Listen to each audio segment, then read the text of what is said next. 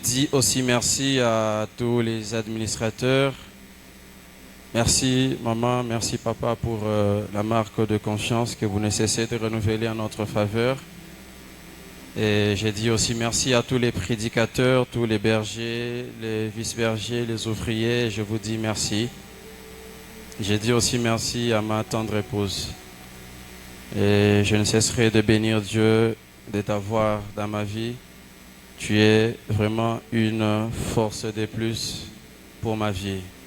Que Dieu te bénisse en tout cas pour tout ce que tu es pour moi. Alléluia. Que Dieu te bénisse aussi, toi qui es là ce soir. Alléluia. Quand je t'ai salué, tu n'as pas répondu. Je t'ai béni, tu ne réponds pas non plus. Je disais que Dieu te bénisse abondamment ce soir. Alléluia. Nous sommes à notre 11e jour de Beraka ce soir et je crois que le Dieu qui a commencé avec nous ces assises va encore puissamment déployer sa main ce soir afin de pouvoir affecter et bénir la vie de quelqu'un. Alléluia. Alors très rapidement, nous ouvrons nos Bibles. Nous allons lire toujours notre passage de base. Je crois qu'avant la fin de ces assises, nous serons à même de pouvoir réciter ce passage. On peut rester assis. Jean chapitre 1er, le verset 45 à 46. Jean chapitre 1er, le verset 45 à 46, la Bible déclare, Philippe rencontra Nathanaël et lui dit, nous avons trouvé celui de qui Moïse a écrit dans la loi et dont les prophètes ont parlé, Jésus de Nazareth, fils de Joseph. Nathanaël lui dit, peut-il venir de Nazareth quelque chose de bon? Philippe lui répondit, viens et vois. Éternel Dieu précieux, éternel Dieu glorieux, je viens encore me remettre entre tes mains. Seigneur, je te prie, fais tout ce que tu as prévu de faire ce soir. Seigneur, ma prière est que je disparaisse et que tu te glorifies, Seigneur.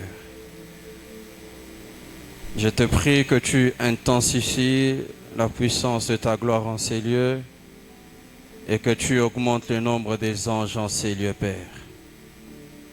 Seigneur, c'est pour toi que nous sommes venus ici avec des causes multiples qui nous ont amenés à jeûner et à prier, Seigneur.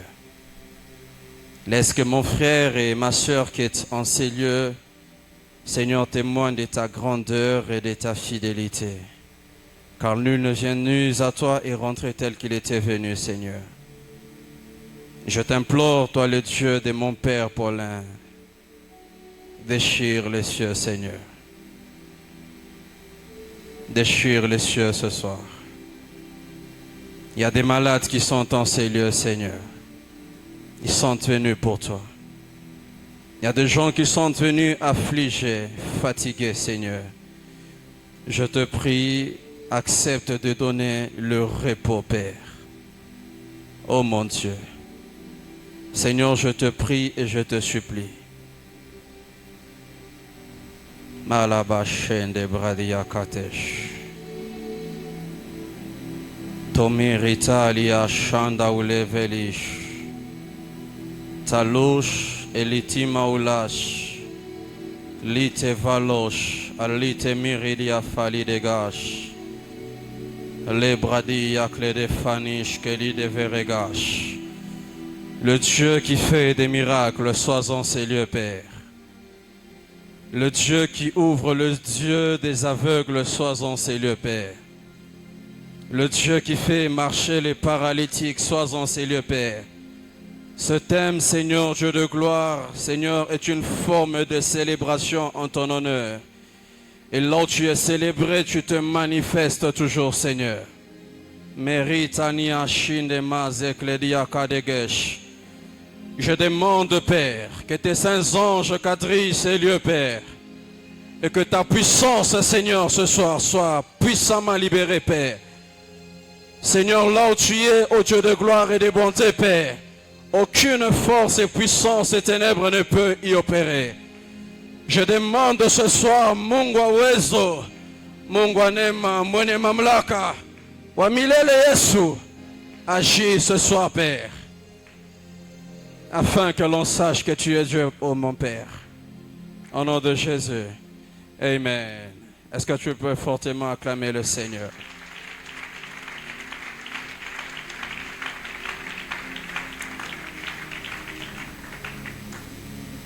Amen. Quelqu'un est là ce soir? Je salue tous les internautes qui nous suivent en direct.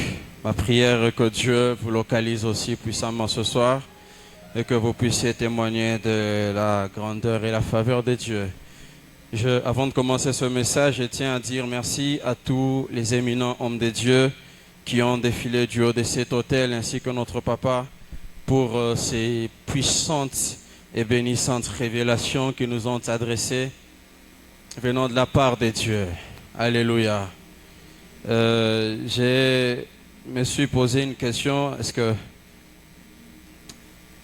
la même Bible qu'ils ont prêchée, c'est la même Bible que nous avons l'habitude de lire? Amen. Vous savez, il y a deux fois, Dieu permet que certains thèmes puissent arriver afin de nous amener à entrer encore dans des profondeurs d'intimité, de méditation de la parole de Dieu. Alléluia. Et je me disais, est-ce que j'aurais aussi de quoi prêcher le jour où je serai programmé? J'avais l'impression qu'ils étaient en train de balayer toute la Bible. Amen. Mais ce que j'aime, c'est que la parole de Dieu est vraiment une mine qui, peu importe les exploitations que l'on peut faire, elle ne va jamais s'épuiser. Amen. Et j'ai fini par comprendre ce passage de Josué chapitre 1er, le verset 8, qui dit que ces livres de la loi ne puissent point s'éloigner de ta bouche. Bien-aimés frères, dans cette parole de Dieu, il y a tout ce qu'il nous faut. Amen. Le problème, c'est que tu as un problème, mais tu ne veux pas scruter les Saintes Écritures afin de recevoir la solution à tes problèmes. Amen. Vous savez, c'est comme Ruben qui est allé dans le champ et il est sorti de ce champ avec les mandragores. Parce que le problème n'est pas souvent de lire la parole de Dieu, mais le problème c'est qu'est-ce que nous sortons après avoir lu la parole de Dieu. Qu'est-ce que nous recevons en lisant, en méditant la parole de Dieu. Et la parole de Dieu comme ces champs dans lesquels Ruben était entré et il y est sorti avec les mandragores. Et nous savons tous très bien que les mandragores, c'est, permettez-moi de le dire, c'est comme des aphrodisiaques, mais pas seulement comme des aphrodisiaques, c'est aussi comme des substances qui permettent à activer la fécondité ou la reproduction. Ainsi, quand Ruben entre dans le champ, il était allé chercher autre chose, mais il y sort avec des mandragores. Et cela était pour le bénéfice de Rachel. Alléluia.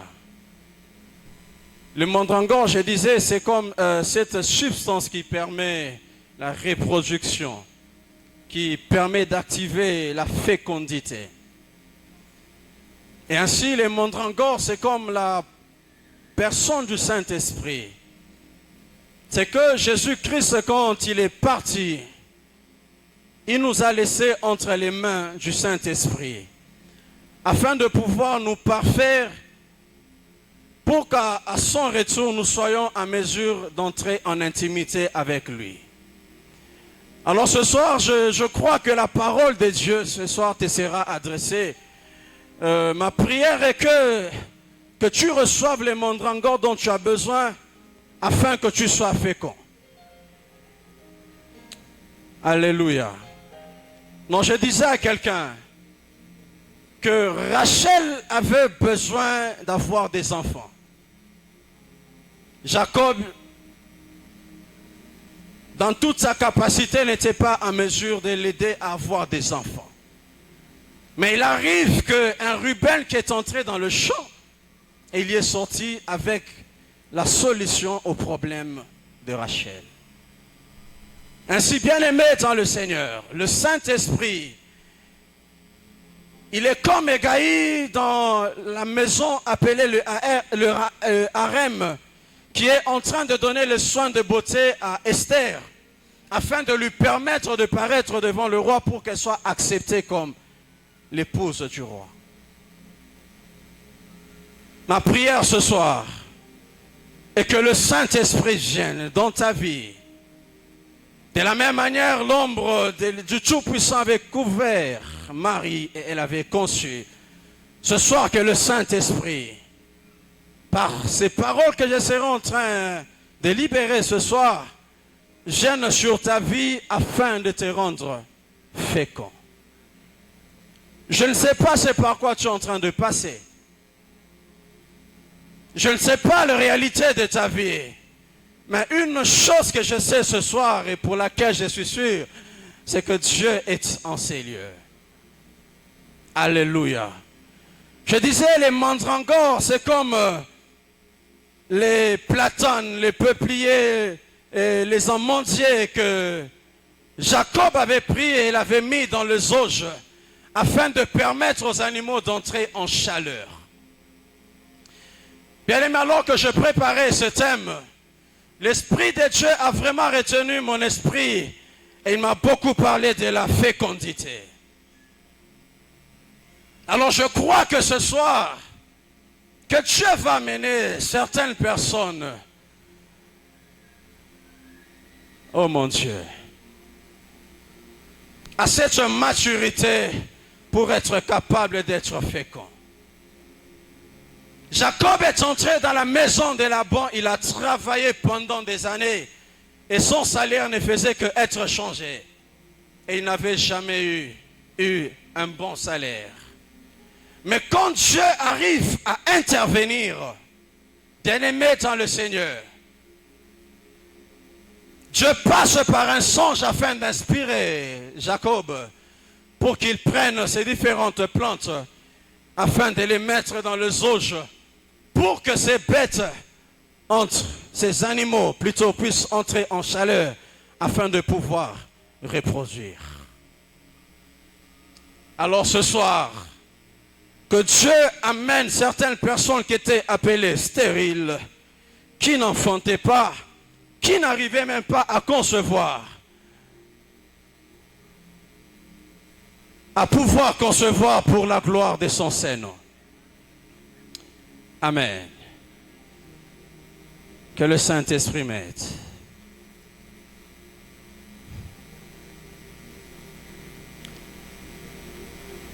Nous sommes en train de parler du thème, celui de qui Moïse a écrit et dont les prophètes ont parlé. Et quand Jésus-Christ arrive dans Jean chapitre 1er, j'aime la précision qui est mise. On dit que nous avons trouvé celui de qui Moïse a écrit dans la loi et dont les prophètes ont parlé. Jésus de Nazareth, fils de Joseph. Comme tous les autres intervenants ont parlé sur Nazareth, que c'était une ville qui était méprisée, qui était négligée. Une ville sur laquelle on ne donnait même pas assez d'espoir, on ne donnait même pas beaucoup de chance afin que de là viennent des choses qui devaient être extraordinaires. Mais on dit que c'est Jésus-Christ de Nazareth, fils de Joseph. Et ce que j'aime, c'est qu'on précise encore qu'il est le fils de Joseph pour montrer que Jésus-Christ était un fils qui était conçu hors mariage. En principe, je me suis dit, on devait dire, parce que selon la prophétie d'Ésaïe, que c'est une vierge qui devait tomber enceinte et devait donner au monde un fils. On devait normalement dire, nous avons rencontré celui de qui Moïse a parlé, dont les prophètes ont écrit, on parlait plutôt Jésus de Nazareth, fils de Marie. Pour pouvoir encore enfoncer ou pouvoir encore mépriser de plus en plus les origines de Jésus, on précise encore qu'il est le fils de Joseph. Or, nous savons que Jésus-Christ n'est pas le fils biologique de Joseph. Mais ce qui est important, c'est que les hommes peuvent mettre beaucoup d'emphase et beaucoup de détails sur nos vies. Mais la chose la plus importante, c'est la valeur et l'importance que Dieu donne à nos vies. Alléluia. Jésus-Christ est venu de Nazareth, une ville qui était méprisée. Mais c'est de cette ville d'où est sorti le Sauveur. Alléluia. La Bible déclare que c'est dans la faiblesse que Dieu manifeste sa puissance. Ce soir, je voudrais dire à quelqu'un que Dieu n'a pas forcément besoin que tu sois fort afin que sa puissance se manifeste dans ta vie. Dieu n'a pas attendu que tu sois sauvé ou que tu sois chrétien afin qu'il puisse sacrifier son fils avant la fondation du monde. Je suis dans le livre des 2 Rois chapitre 5. Je vois là les 4 lépreux qui sont à l'entrée de la ville. Ces lépreux comme Jésus-Christ qui vient de Nazareth étaient mis à l'écart, ils étaient méprisés, ils étaient...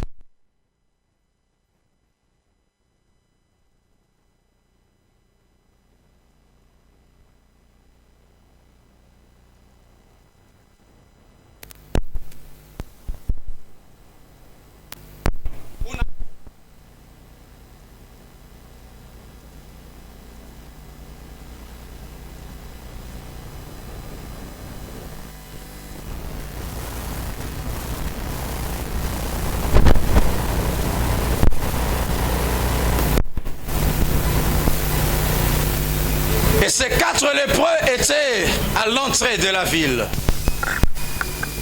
Ils ont commencé à se dire l'un envers l'autre, si on doit rester, si on va mourir. Si on entre là-bas, on doit encore mourir. Alors nous jeter dans les camps des Syriens. Ces 4 lépreux, ils sont comme l'image de Jésus-Christ. Quand nous lisons dans l'Apocalypse, on nous parle des 4 faces de Jésus. Et Jésus-Christ qui était rejeté par Israël, qui était méprisé, c'est par cet homme que le salut est venu. Et ces 4 lépreux à l'entrée de la ville, après qu'ils se soient dit l'un envers l'autre, sont passés à l'action. Bien-aimés, les hommes par qui on n'avait jamais mis un quart, on n'avait jamais compté. C'est par ces hommes que Dieu a amené le salut dans Samarie. La Bible dit que c'était au crépuscule, vers le soir, qu'ils sont entrés dans les camps des Syriens. Et c'est pendant qu'ils étaient en train de marcher que Dieu a fait retentir dans les camps des Syriens le bruit de leurs pas, comme étant le bruit d'une grande armée, le bruit de chevreaux et le bruit de chars. Alléluia. Alléluia. J'aimerais que tu me suives bien. Je sais où je suis en train de t'amener. Et quand ces 4 lépreux arrivent dans la ville, il y avait une prophétie d'Élisée qui était déjà libérée, que demain, à la même heure, à l'entrée de la ville, le prix de la farine et de l'huile sera vendu à un cycle d'argent. Et quand ces 4 lépreux entrent, bien aimé, la Bible dit que Samarie était assiégée par les Syriens et la famine battait le plein. Et quand ces 4 lépreux entrent, bien aimé, ils trouvent que la ville était délaissée à son triste sort.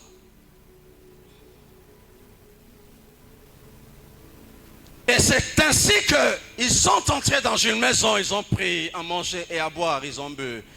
Et quand ils se sont dit que nous ne sommes pas en train de bien agir, car cette journée est une journée de bonnes nouvelles. Mais je me suis posé une question. Ils sont entrés vers le soir.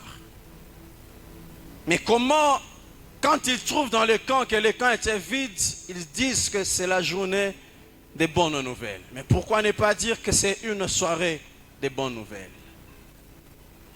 Alléluia. Parce que je rentre dans Genèse, quand Dieu créait, la Bible dit qu'il eut un soir et il eut un matin. Dieu créait le soir et c'est le matin qu'il faisait le constat de choses qu'il créait. Ces hommes sont entrés le soir, mais se sont rendus compte qu'ils étaient en pleine journée parce que ils étaient en train de recevoir des bonnes choses qui devaient aider pour le salut du peuple. Ainsi, la Bible nous dit que Jésus-Christ a été crucifié. C'était vers la 9e heure. Et vers la 9e heure, on nous dit qu'il y a eu un ténèbre qui s'était abattu sur la ville.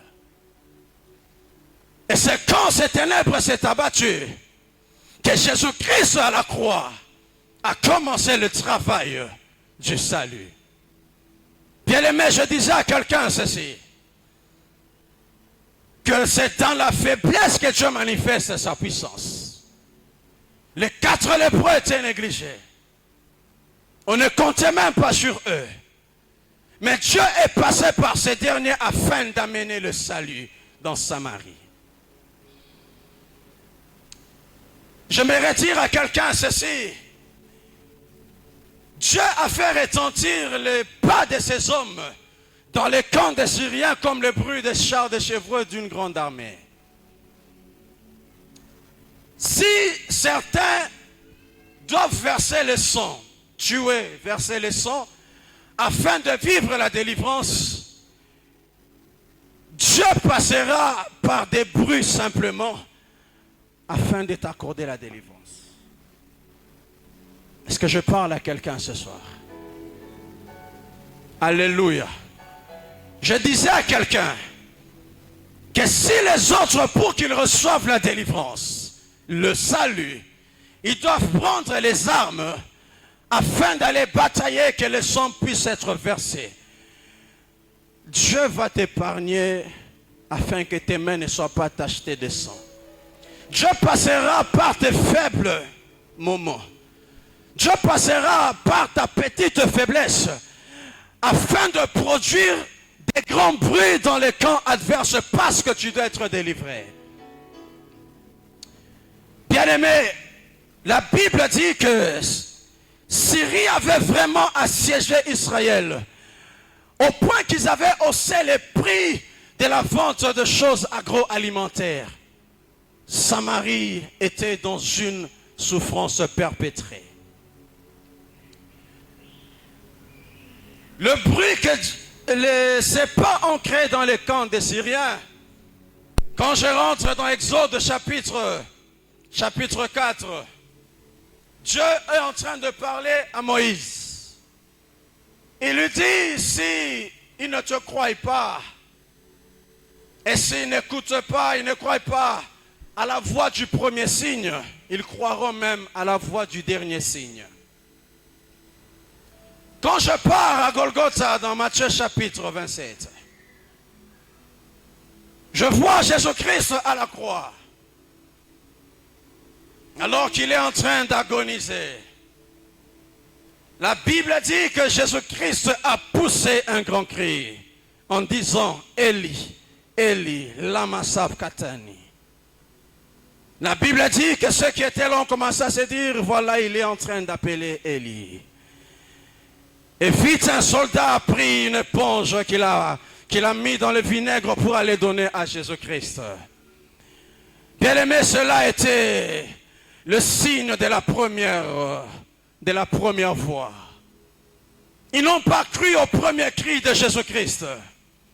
Mais en descendant, Jésus-Christ pousse le dernier cri. Et la Bible dit que Jésus-Christ rendit l'esprit. Et là, les centeniers qui étaient là, quand ils voient ce qui s'est passé, la Bible dit, lorsque Jésus a poussé les grands cris, Le voile du temple s'est déchiré du haut en bas. Les sépulcres se sont ouverts. Bien-aimé, et les centeniers qui étaient là dit, assurément, cet homme était le fils de Dieu. Bien-aimé, Dieu avait déjà dit à Moïse que s'ils ne croient pas à la voix du premier signe, ils vont croire même à la voix du dernier signe. Or, à la croix, Jésus-Christ avait crié. Et le cri de Jésus-Christ était porteur de signes. Et le premier signe, c'était qu'il était en train d'appeler au secours à son père. Et les hommes qui étaient là pensaient qu'il était en train d'appeler au secours vers Élie. Ils n'ont pas cru, ils pensaient que c'était de la blague. Mais quand ils poussent le dernier cri, oh mon Dieu, bien-aimé dans le Seigneur, c'est ce jour-là que le grand salut est entré dans l'humanité. Ce soir, je viens parler à quelqu'un que Jésus-Christ est celui dont Moïse a écrit et dont les prophètes ont annoncé. Moïse avait écrit qu'il y aura deux signes. Bien-aimé dans le Seigneur, je comprends forcément que dans chaque voie, il y a des signes. Oh mon Dieu.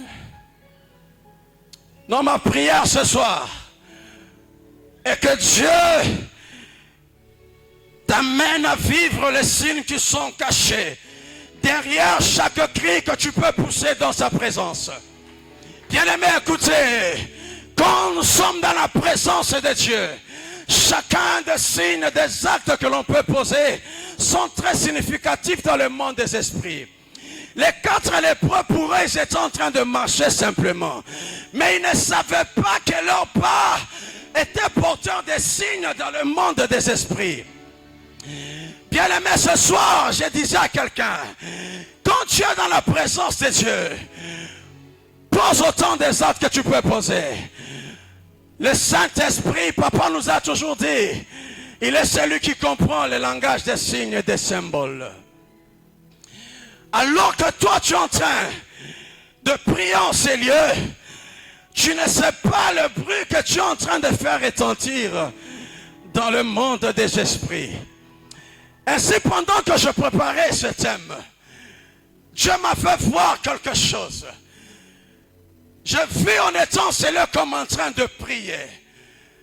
Mais plusieurs en étant ces lieux, physiquement mais spirituellement parlant, j'ai vu plusieurs étaient comme dans leur maison.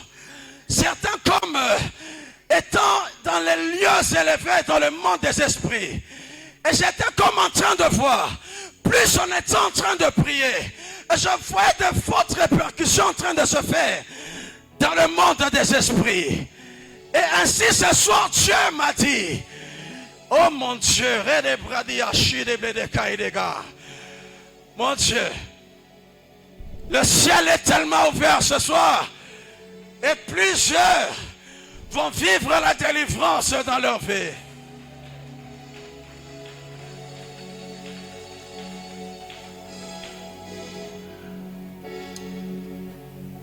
Bien-aimés, écoutez, physiquement on peut être ici, mais spirituellement on est très loin.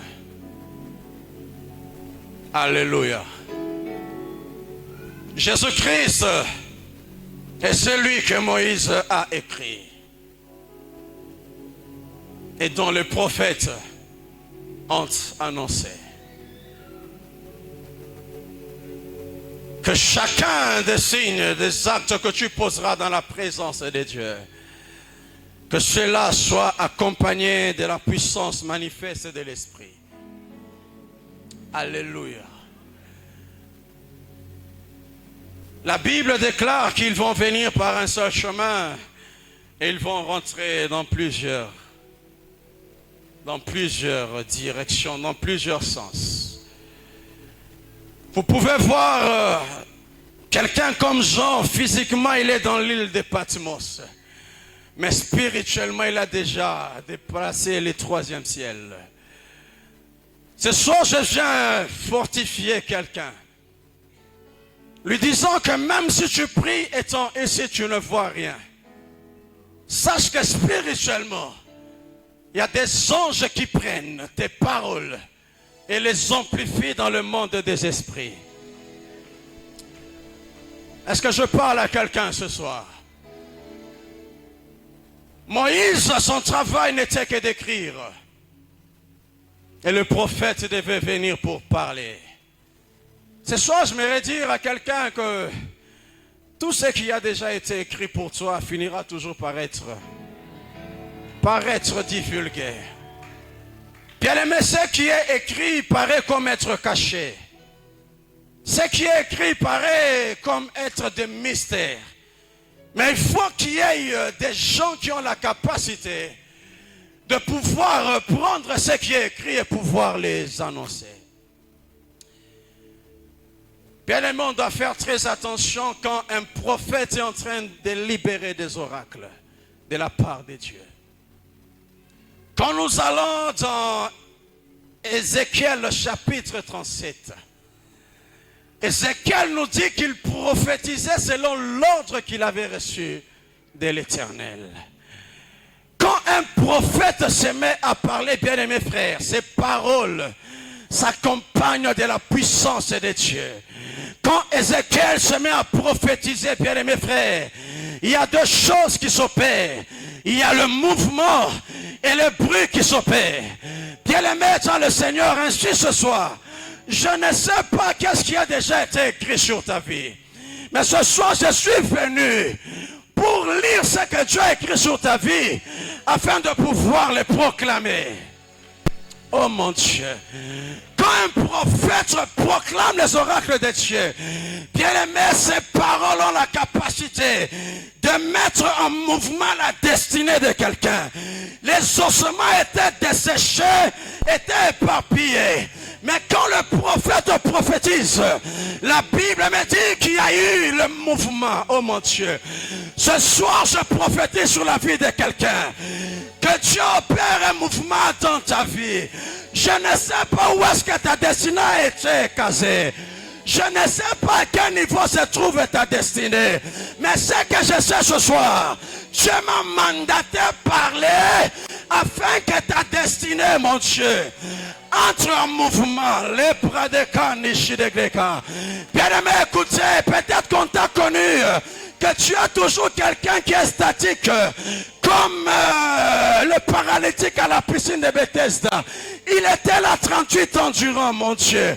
Mais quand un prophète arrive, quand il parle, la destinée peut entrer en mouvement. Il peut lui dire, prends ton lit maintenant. Oh mon Dieu. Non, ce soir, je disais à quelqu'un, je viens sur ce que tu as dit sur ta vie, que tu vas devoir te marier. Je proclame que ce mariage entre en mouvement et que ça te pourchasse là où tu es. Dieu a écrit, il a dit, que tu vas devoir construire, payer des véhicules. Tu vas enfanter. Ce soir, je viens par la parole de Dieu. Oh mon Dieu,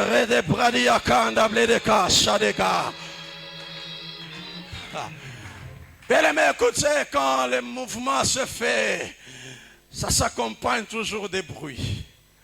Alléluia. Vous savez, des fois, papa peut être là et les autres prophètes, ils disent que je vois Dieu en train de me dire ça. Tout ce temps, tout était calme. Mais quand on annonce la prophétie, bien aimé, ce sont des bruits. Des bruits secrets parce que ceux qui étaient endormis est réveillé. Non, bien aimé frère, tu as beaucoup demeuré dans le silence. Tu as beaucoup demeuré dans le va, cache-toi. Ce soir, comme un prophète, je viens lire seulement ce que Dieu a écrit sur ta destinée. Je dis, Lazare sort. Il est grand temps que le monde te voie, que malgré ta putréfaction pendant 4 jours, que tu es encore en vie. Oh mon Dieu. Je disais à quelqu'un, ce soir que Dieu te sorte de ta cachette. Saül, il a été dit sur toi que tu seras le roi d'Israël, même si tu vas te cacher derrière le chaume. La parole de Dieu viendra te prendre là et t'amener en public afin que le monde voie que c'est toi qui dois diriger Israël. Non, ce soir, je viens parler à la destinée de quelqu'un. S'il y a de puissances des ténèbres qui avaient englouti ta destinée pour que tu sommeilles toujours dans le noir, ce soir, j'ordonne à ta destinée de sortir et de pouvoir prier. Bien-aimé, la Bible déclare que les ténèbres ne régneront pas pour toujours. Et il y a un temps pour toutes choses. Il y a un temps où tu peux vivre dans les statico. Un temps où tu peux vivre des moments compliqués. Mais quand le temps de Dieu arrive, Ecclésiaste nous dit qu'il fait toutes choses bonnes. Oh mon Dieu, celui sur qui je parle ce soir n'est pas encore là.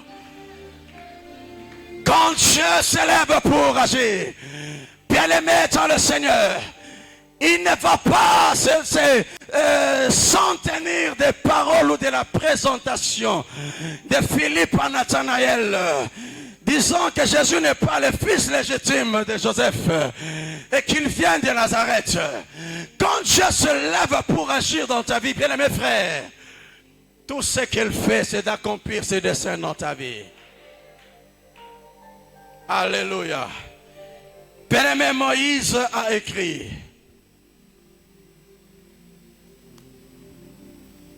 qu'après lui viendra quelqu'un d'autre, un autre prophète que Dieu allait susciter. Oh mon Dieu.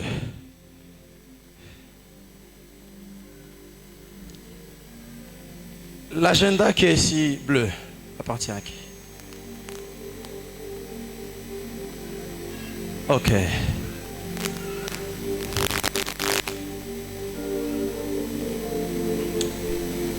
Le Seigneur Dieu, pendant que j'étais assis là en train de prier, j'avais fait semblant à ça, mais je sens que ça revient. J'ai vu sur cet agenda, c'était écrit repos. C'était écrit repos. Et le Seigneur me disait de dire à celui à qui appartient cet agenda qu'il a vu tout ce par quoi vous passez. Ce soir, Dieu accepte de vous accorder le repos. Je ne sais pas c'est par quoi vous passez. Bien-aimés, écoutez, même si dans votre vie, vous avez déjà dit que vous allez toujours vivre des tumultes, manque de paix, ce soir, Dieu a parlé. Hakuna muntu atakufanya kibaya mama. Alléluia. Non, le repos que Dieu, quand il accorde le repos, elle est différente de, je ne sais pas moi, de le repos ou la paix que l'ONU veut répandre dans le monde entier. Quand Dieu t'amène dans le repos, c'est que il t'amène dans le vrai repos. Alléluia. Seigneur, prêchons d'abord. Alors je disais que quand Dieu se décide de pouvoir manifester sa gloire et sa puissance, il doit sortir de foi de la cachette pour nous amener vers le grand public. Jésus s'est caché pendant 30 ans. Et quand le temps de Dieu est arrivé, il était exposé depuis le Jourdain. Alléluia. Alors Jésus-Christ, lorsque Moïse a dit qu'il a écrit celui qui doit venir, et les prophètes ont annoncé, lorsque nous rentrons dans Genèse pour voir là où Jésus a, de manière officielle, fait son entrée, c'est lorsque Dieu a sacrifié cette bête Et il a pris la peau et il a couvert cela à Adam et à Ève afin de leur faire de vêtements. La mission première pour laquelle Jésus-Christ devait venir était de venir résoudre le plus grand problème de l'homme. Et ce problème, c'est le péché. Alléluia. Le plus grand ennemi de l'homme, c'est le péché. Ce n'est même pas la mort, parce que la Bible dit que le dernier des ennemis que Dieu doit vaincre, ça sera la mort. Parce que le grand boulot qu'il a fait, c'était d'avoir la prédominance sur le pouvoir du péché. Bien-aimé, Dieu a pris la peau, il a fait porter à l'homme et à la femme. Je me suis posé la question, pourquoi Dieu, tu n'as pas donné aussi le sang afin qu'il puisse boire? La Bible dit qu'il n'y a pas de pardon de péché sans qu'il y ait effusion du sang. Adam et Ève avaient péché dans le jardin d'Éden. Et ils ont été chassés. Et après que Dieu les ait vêtis, ils sont partis. Et quand Moïse arrive, Moïse était en train de vouloir résoudre ce problème qui a commencé depuis dans Genèse, le problème du péché. Il est allé à la montagne pour prendre le loi afin de venir les communiquer au peuple. Cela n'a pas été. La loi, la Bible nous dit qu'au lieu que ça mène le peuple à pouvoir changer de vie, le peuple ne faisait que s'empirer dans l'incrédulité. Bien-aimés, Adam et Ève, ils ont péché. Si vous lisez bien la Bible avec moi, ils ne se sont jamais repentis devant la face de Dieu. Tout ce qu'Adam a su dire, c'était d'accuser la femme a dû accuser le serpent. Or la Bible nous dit que si nous confessons nos péchés et nous les délaissons, Dieu est juste et fidèle pour pouvoir nous les pardonner. Mais c'est fait que Adam, il a péché contre Dieu. Adam ne s'est jamais repenti. C'est ainsi que Dieu n'a fait que sortir la peau sur l'animal qui était sacrifié afin de couvrir le couple dans le jardin. Et plus tard, quand Jésus-Christ arrive, il dit que tous ceux qui sont venus avant moi étaient des voleurs. Ils ont cherché par tous les moyens comment ramener le cœur des fils vers le Père.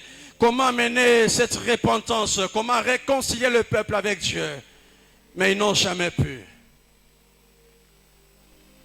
Mais quand Jésus-Christ arrive, bien-aimés frères et sœurs, il parle, il dit, vous devez manger mon corps, ma chair et boire mon sang. Ce qu'il entendait dire, ça c'est dur à supporter. Bien-aimés, écoutez. Un homme qui n'a pas un cœur repentant ne saura pas supporter la chair et le sang de Jésus. C'est ainsi que Dieu, voyant le cœur d'Adam, qui n'était pas disposé à pouvoir se repentir, Dieu a donné la peau et il a gardé la chair et le sang. Et quand Jésus-Christ arrive, il dit, pour que vous puissiez avoir la vie éternelle, vous devez prendre ma chair et mon sang, afin que vous ayez la vie sauve. Ceux-là qui sont comme des Adam sont ceux qui recherchent qu'ils soient couverts par la peau. Bien-aimé, la peau avait couvert le péché. Mais la peau n'avait jamais traité l'intérieur d'Adam et d'Ève. Il avait fallu que celui qui avait la capacité de venir traiter l'intérieur d'abord, puisse venir avec sa chair et son sang. Bien-aimé, la peau était restée dans le jardin. Et quand Jésus est venu, il n'avait plus de peau. Alléluia. J'aimerais dire à quelqu'un ceci, que Jésus-Christ est le médicament universel qui soigne et qui guérit le péché à jamais. La Bible dit que ce n'est ni le sang des taureaux, ni des boucs qui efface le péché ou qui a su sauver. Mais ce n'est que le sang de Jésus. Voilà pourquoi dans l'ancienne alliance, l'esprit avait du mal à résider dans, mais l'esprit était toujours sûr. Parce que dans n'était pas encore résolu par le sang de l'agneau. Alléluia. Tous les prophètes qui ont marché, ils avaient toujours l'esprit sûr. Bien-aimé, j'aimerais dire à quelqu'un ceci. Si ton intérieur n'est pas assaini, si ton intérieur n'est pas purifié, sanctifié, tu ne peux pas recevoir l'Esprit de Dieu. Avant que Jésus-Christ ne fasse des miracles dans les temples, il devait chasser d'abord les marchands. Ensuite, la Bible dit que des boiteux étaient entrés, des malades, ils étaient entrés, ils ont été guéris. Ce soir, je viens te parler, bien-aimés frères et sœurs, que tu puisses quitter cette dimension, catégorie des hommes qui vivent des apparences comme des scribes et des pharisiens avec des longues robes blanches, alors que l'intérieur est déjà pourri. Quand Jésus dit vous devez manger boire mon sang, ils disent que c'est devenu dur à supporter. Bien aimé, écoutez, pour que ces hommes arrivent à accepter le corps et le sang de Jésus-Christ, il faut qu'ils renoncent à la peau que Dieu avait couvert à Adam dans les jardins d'Éden. Je parle à quelqu'un ce soir. La peau d'Adam n'a fait que couvrir l'extérieur. Mais le sang et le corps de Jésus est venu pour purifier l'intérieur. C'est Jésus dont Moïse a écrit. C'est celui que le prophète est en train de parler et d'annoncer. C'est Jésus-Christ qu'on attendait. La solution pour l'humanité.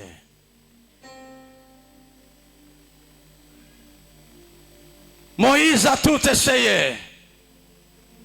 Au finish, il a dit, Dieu vous suscitera un autre prophète comme moi. Alléluia. Mais j'aimerais dire d'abord à Moïse que quand Jésus-Christ est venu, il n'est pas venu comme toi. Parce que quand tu étais monté à la montagne prendre le loi, tu as laissé le peuple entre les mains d'Aaron. Aaron les a laissés se pervertir. Mais quand Jésus-Christ meurt, il part, il nous a laissés entre les mains du Saint-Esprit qui est en train de veiller sur nous nuit et jour afin que nous ne puissions pas nous pervertir.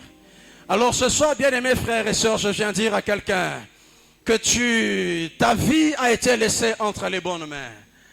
Même si le monde des ténèbres s'est levé, non, je disais à quelqu'un que ce qui est entre les mains de l'Éternel, personne ne peut l'arracher. Moïse est monté chercher les lois qui devaient résoudre le problème du peuple, mais quand il descend, il trouve déjà que le problème du peuple s'était empiré. Parce qu'Aaron n'avait pas la capacité de pouvoir gérer le peuple. Bien-aimés dans le Seigneur, c'est ainsi que quand Jésus-Christ n'est pas venu comme sacrificateur selon l'ordre d'Aaron, mais selon l'ordre de Melchisedec. Aaron, son sacerdoce avait beaucoup de failles. Mais quand Jésus-Christ arrive, il vient sous l'ordre de Melchisedec. Bien-aimé, je viens parler à quelqu'un ceci. Quand le monde des ténèbres pourra libérer des paroles maléfiques contre ta vie, bien-aimé, il s'est fait que Dieu Il est là en train de veiller sur ta vie nuit et jour. Il fallait que Jésus-Christ puisse mourir. Il fallait qu'il ressuscite afin que celui qui était permanemment devant le trône de Dieu en train de nous accuser soit écarté. La Bible nous dit qui accusera encore les élus de Dieu? Bien-aimés frères et sœurs, tout le temps le diable se tenait devant le trône de Dieu. En principe, avant que le diable nous accuse, c'était la loi de Moïse qui nous accusait permanemment devant le trône de grâce. Bien-aimés, écoutez, quand Jésus arrive à la porte de cette femme, attrapée en flagrance délit, on dit qu'elle a commis l'adultère. Selon ce que Moïse a dit, on doit la lapider. Mais écoutez, quand Jésus-Christ regarde cela, il dit, ok, ce n'est pas mal. Ce qui est vrai, c'est qu'on ne peut pas commettre l'adultère en étant seul. Alléluia. Donc forcément, elle avait commis l'adultère avec un homme. Et quand Dieu regarde, Jésus regarde ce que Moïse avait dit, il a dit, c'est bon, c'est pas mal. Mais vous qui venez l'accuser, c'est lui qui n'a jamais péché qui jette la première pierre. En soi, Jésus est en train de répondre à Moïse. Moïse, toi, si tu n'as jamais péché, n'est-ce pas que Dieu t'avait dit de parler sur le rocher, toi tu as frappé. Mais comment tu veux condamner les autres alors que toi aussi, tu avais péché? Bien aimé, ce soir, je viens dire à quelqu'un que Jésus-Christ devait venir afin de pouvoir bien expliquer, accomplir la loi de Moïse qui était mal interprétée. Plusieurs ont connu la mort à cause de la loi de Moïse. Mais quand Jésus-Christ arrive, il donne la vie sauve à cette femme. Quand il relève sa tête, il regarde que ceux qui l'ont condamné n'étaient plus. Ce soir, je viens poser la question à quelqu'un. Où sont ceux qui t'ont toujours condamné? Alléluia. Où sont ceux qui t'ont toujours condamné? Des fois, les gens pensent que quand nous prêchons sainteté, sanctification, nous sommes les plus saintes. Alléluia. En soi, c'est pas que nous venons vous condamner, nous venons condamner, mais nous venons vous faire voir que cette vie de péché amène tout droit vers la mort éternelle. Alléluia. Alléluia. Des fois, je rigole quand je vois les statues des gens qui, surtout dans Paterios, on a écrit les tessons de sainteté. Écoutez, bien-aimés, la base ou la chose première pour laquelle Jésus-Christ est venu, c'était d'abord pour la sainteté. Amen. Quelqu'un avec moi? Jésus n'est pas venu nous donner le mariage. Il est venu d'abord nous libérer de la loi du péché, afin de nous rendre saints. Ainsi, quand nous recevons la nature de Jésus-Christ en étant saints, c'est ainsi qu'il a dit que l'on recherche premièrement les royaumes des cieux et les restes nous seront donnés. Alléluia. Bien-aimé Jésus, quand il arrive, oh mon Dieu, je dois chuter. Alors, la Bible dit, permettez-moi d'aller rapidement. Dans 1 Pierre, chapitre 1er, le verset 10, que les prophètes qui ont prophétisé touchant la grâce qui vous était réservée ont fait de ce salut l'objet de leur investigation et de leur recherche. J'ai un fardeau qui m'a amené, que l'Esprit de Dieu m'a amené ce soir à partager avec quelqu'un. Ce que ces hommes étaient, ils ont sondé les époques, ils ont vu ce que devait venir par l'Esprit de Christ. Et ils ont fait de cela le sujet de leur investigation. Ce que ces hommes étaient caractérisés par une chose, c'était la soif de Dieu. Alléluia. Ils voulaient savoir à quoi va ressembler la venue de Jésus. À quoi va ressembler le salut. À quoi va ressembler la grâce de Dieu. Ils avaient cet empressement, ils avaient cette soif de savoir qu'est-ce qui était caché, dans les écrits de Moïse parlant du Messie qui devait venir. Ils avaient cette soif, cet empressement de découvrir cela. Bien-aimés dans le Seigneur, j'aimerais dire à quelqu'un ceci, que quelque chose qui ne te passionne pas ne t'amènera jamais dans la révolution. Ils étaient passionnés par la découverte de ce que devait arriver dans la suite des temps sur celui que Moïse a écrit. Bien-aimés dans le Seigneur, Jésus-Christ est venu. Il a souffert à la croix, il a été flagellé, il nous a sauvés et il est parti. Ce soir, je viens te poser la question.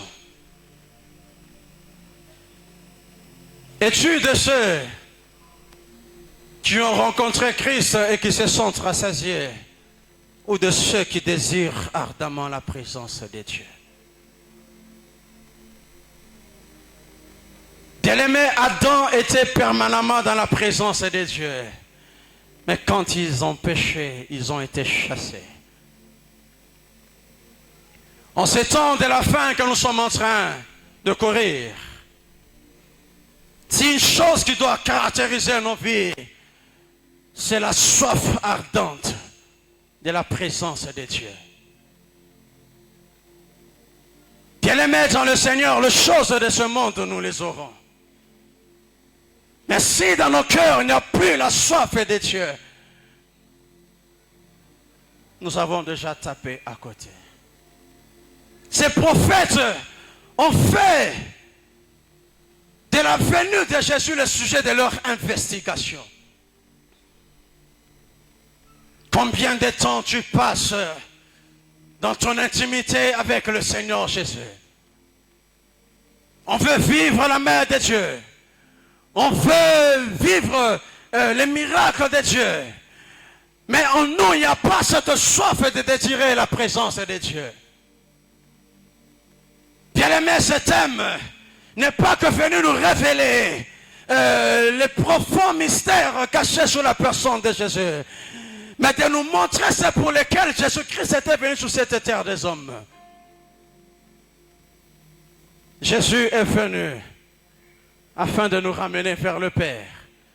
C'est ainsi qu'il a dit à ses disciples de ne pas s'éloigner de Jérusalem. Il devait rester dans la chambre, parce qu'il devait communier permanemment avec le Saint-Esprit. Bien-aimé, la soif de Dieu n'est plus dans les temps de cette fin.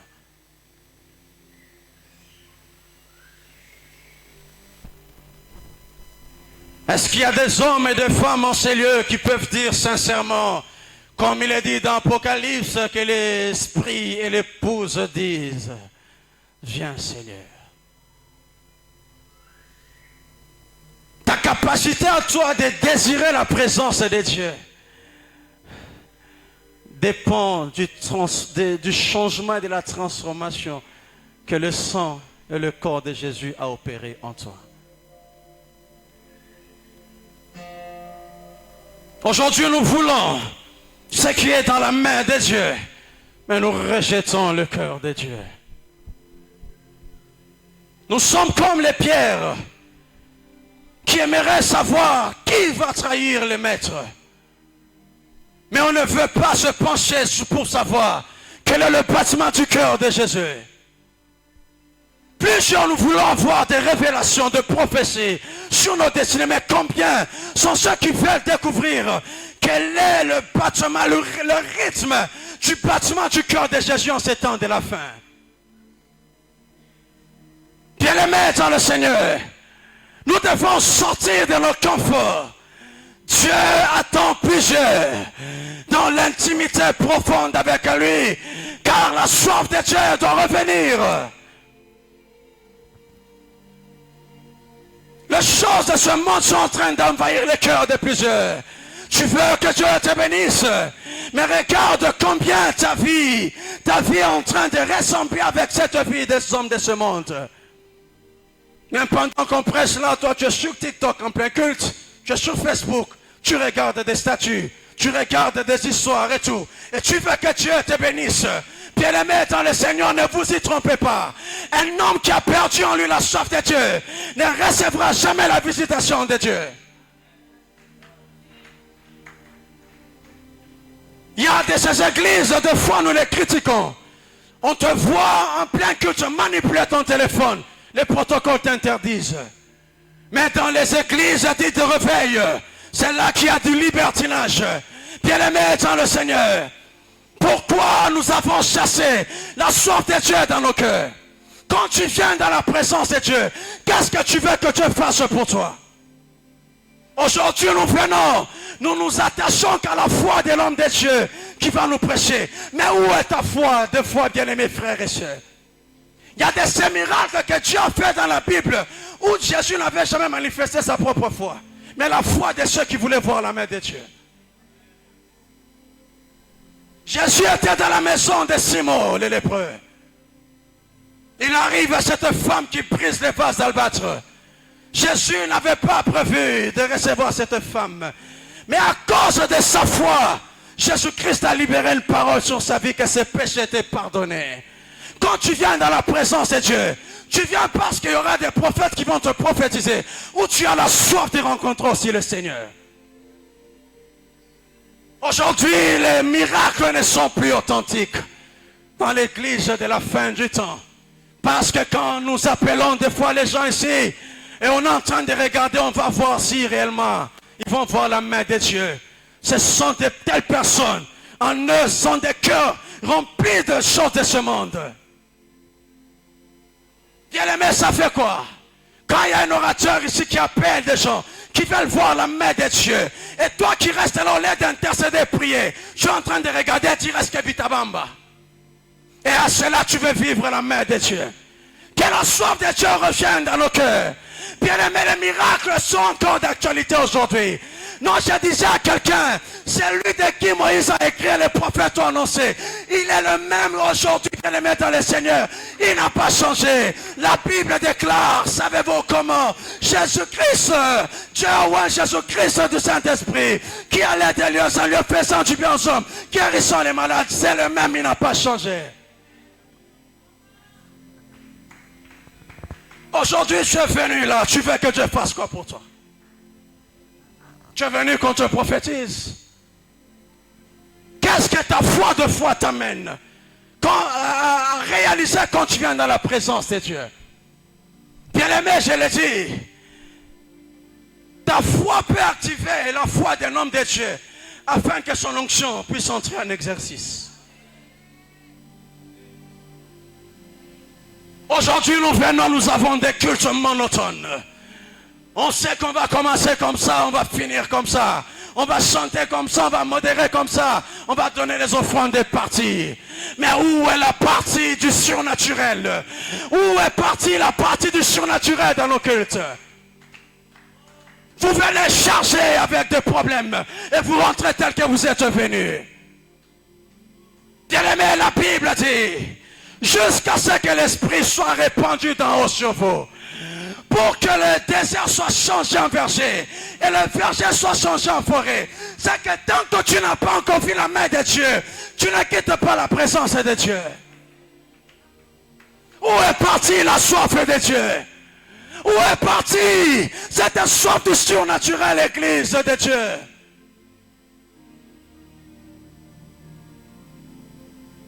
Et nous voyons, il y a des sorciers qui viennent. Ils envoûtent en plein culte dans la présence de Dieu.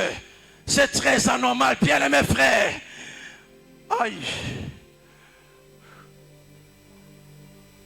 Là où il y a Dieu, les ténèbres ne peuvent jamais y demeurer. Allez poser la question à Salomon. Alors qu'il dédicaçait le temple, bien mes frères, la Bible déclare que la gloire était descendue dans le temple. Les prêtres n'ont pas su officier. Ils ont fui parce que la gloire était forte. Bien aimé dans le Seigneur, des fois c'est dommage. La gloire de Dieu descend. On voit des gens sortis des selfies en train de filmer. Qu'est-ce que nous recherchons de foi dans la présence de Dieu? Les selfies que tu fais, tu veux voir Jésus? Ou tu veux envoyer ce selfie à Jésus? Il y a les gens de la presse, si tu as besoin des images, va demander, ils vont t'aider. Mais aujourd'hui, nous voyons des gens, quand la gloire de Dieu descend, ce qui importe, les gens doivent savoir que j'étais aussi là. Je dois faire selfie. La soif de Dieu n'est plus.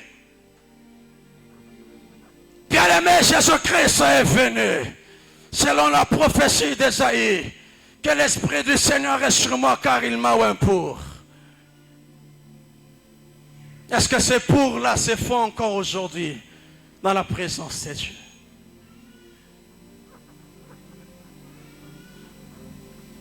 Alléluia. Jésus n'est pas venu nous donner le mariage. Jésus n'est pas venu pour nous donner des emplois. Jésus-Christ est venu pour nous ramener vers le Père, afin que nous puissions être en permanente communion avec lui. Église de Dieu, vous savez,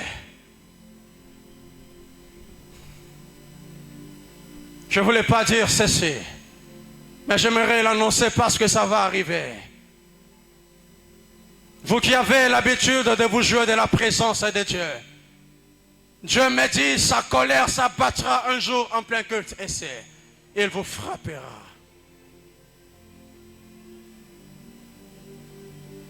Quand tu sens que tu es fatigué du culte, sors, rentre chez toi. Alléluia. Ça, c'est la maison de Dieu. Quand tu sens que l'orateur qui est devant ne te plaît pas, sors, rentre chez toi. Quand tu sens que les cantiques qui sont chantés par la chorale ne te plaisent pas, sors, rentre chez toi. Bien-aimé, Aaron et Myriam ont été frappés parce qu'ils se moquaient de l'homme de Dieu. Il y a des gens, si vous viendrez dans la présence de Dieu, et vous sortirez avec des maladies parce que vous venez vous foutre de la présence de Dieu.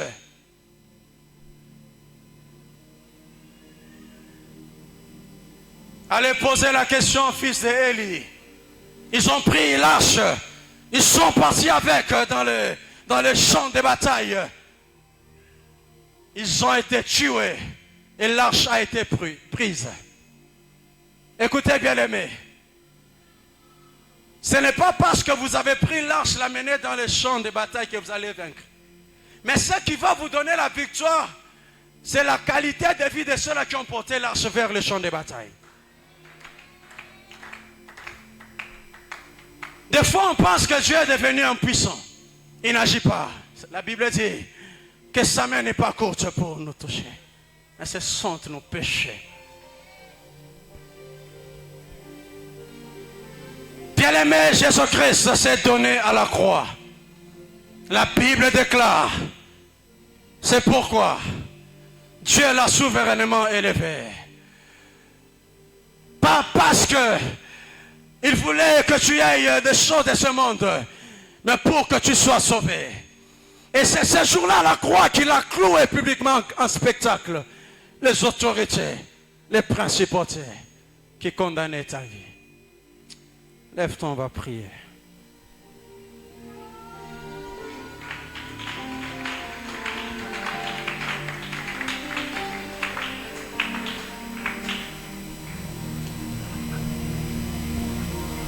Tu vas prier le Seigneur. Si dans ton cœur il n'y avait plus cette soif de Dieu, que Dieu la restaure. Bien-aimés dans le Seigneur, ces cultes où nous venons et nous ne savons pas quand nous allons sortir ne sont plus. Tout le monde, quand on vient dans la présence de Dieu, on est pressé, on regarde à la montre. Est-ce que tu peux soupirer ce soir à dire à Dieu, Seigneur, I need you. Je veux plus de toi. Est-ce que tu peux commencer à prier?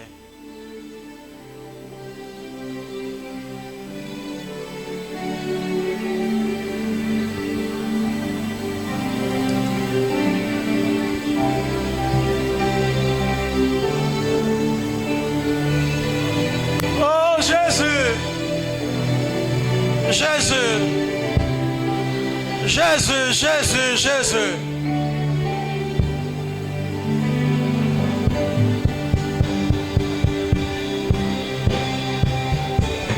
Il est celui de qui Moïse a écrit et dont les prophètes ont annoncé. C'est Jésus. C'est Jésus, Jésus. La solution à nos problèmes. C'est Jésus, c'est Jésus. Oh mon Dieu.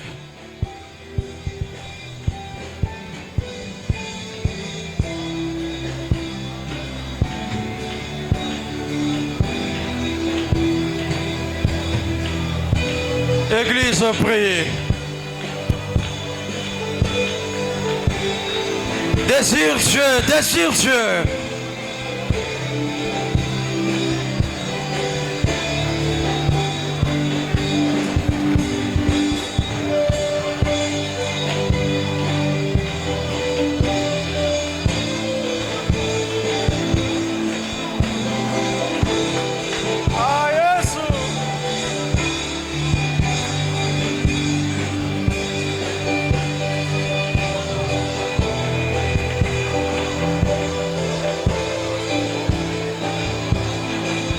Oh Dieu, oh Dieu.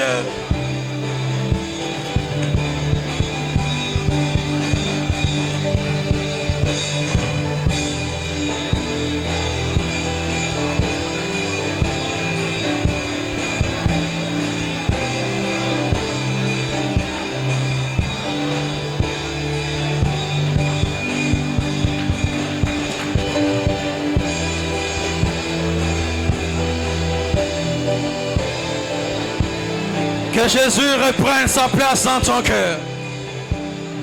Que Jésus reprenne sa place dans ta vie. Dis-lui, je t'ouvre encore ce soir mon cœur, Jésus. Je te veux encore plus qu'au premier jour je t'ai rencontré.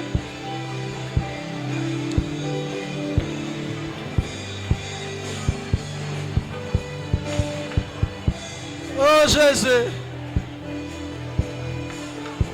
Oh, kereba shandaba, kina masoke mazike ndiyaba ileka, eklebere fita blide klaria blade kleba ilekaya, loza peria kanta na machine blede kira ide blede gaya, klosta blide kente liya de blede kante blede kaush, klote blide kemi aleze velia klan de blede kadosh.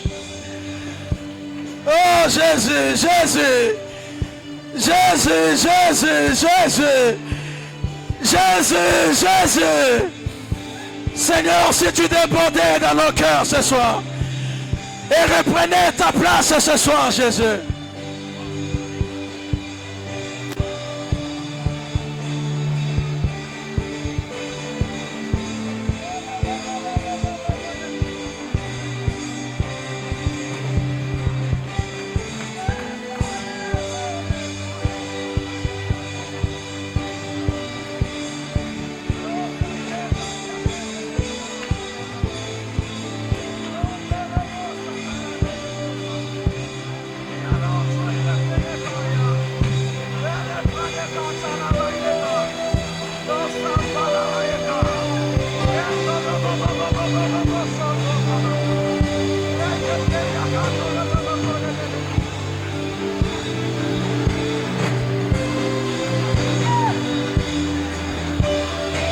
Oh mon Dieu, la présence de Dieu est au milieu de nous. La présence de Dieu est au milieu de nous. La présence de Dieu. La présence de Dieu est au milieu de nous. Oh mon Dieu. Kemba sokalia kebledeka. L'orali azota il est pas. L'iclantani anoso zekeya. Riteba ula zosa il est maileka. Rambreko ula sheileka. Mon Dieu. Mungu eko hapa magharibi ya leo.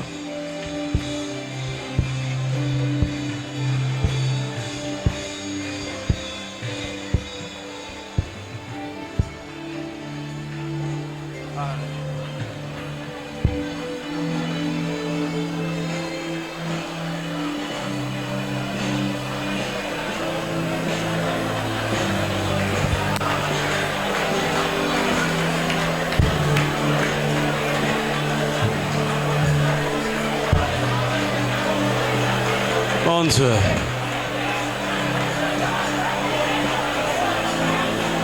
La présence de Dieu est en ces lieux. Il y a des gens qui vont revêtir d'une dose nouvelle de l'esprit ce soir. Kabashanda Bradia Katageva.